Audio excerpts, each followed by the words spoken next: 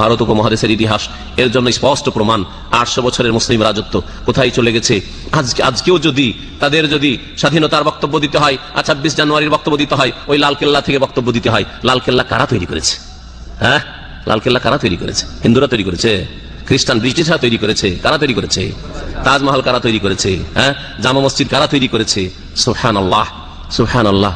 কিন্তু এই নিয়ামত আল্লাহ পাক চিনিস। কখনো মুসলিমরা কল্পনা করতে পারে না আজকে থেকে 300 বছর আগে যে আমরা খ্রিস্টানদের 250 বছর গোলামি করব আর তারপরে আবার কাফেরদের গোলামি করতে হবে। কখনো কল্পনা করতে পারে? আল্লাহ পাক রব্বুল আলামিন নিয়ামত ছিনিয়ে নেন মানুষের পাপের কারণে, মানুষের পাপের কারণে। শিরকের পাপ সবচেয়ে বড় পাপ ভারত উপমহাদেশে।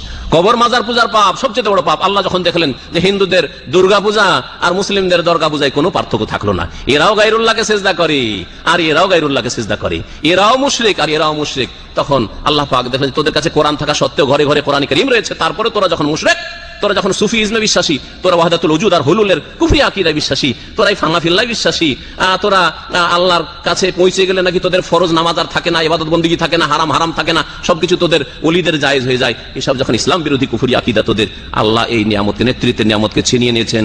মুসলিমরা সবচেয়ে বেশি সচ্ছল ছিল, কারণ নেতৃত্ব যার কাছে থাকে আর যাদের কাছে থাকে তারাই সচ্ছল থাকে। সচ্ছলতার নিয়ামত ছিনিয়ে নিয়েছেন। মুসলিমরা সবচেয়ে বেশি দরিদ্র, মুসলিমরা সবচেয়ে বেশি কমজোর, মুসলিমরা হয়তো যত রিক্সা চালক সব হচ্ছে মুসলিম। এই জন্য আল্লাহ পাক যাদেরকে সিংহাসনে বসিয়েছিলেন, হ্যাঁ, তাদেরকে আল্লাহ পাক রিক্সা চালক, রিক্সার সিটের উপরে বসাই দিয়েছেন। এ হচ্ছে আল্লাহ পাকের মায়ের। এটা প্রত্যেক জাতির জন্য রয়েছে, প্রত্যেক জাতির জন্য রয়েছে। এক যুগ ছিল এত ধন সম্পদ ছিল আর এত সচ্ছলতা ইরাকে আর শামে ছিল, হ্যাঁ, এগুলি কথা আরব মাধ্যমগুলি আজকাল লিখছে, কিন্তু আজকে সেখানে নিরাপত্তা রয়েছে না, সেখানে মানুষের জানমাল ইজ্জত আবরুর হেফাজত রয়েছে না, সেখানে আর্থিক সুখ শান্তি রয়েছে না, মানসিক সুখ শান্তি রয়েছে। সবসময় অশান্তিতে বসবাস করছে মানুষ।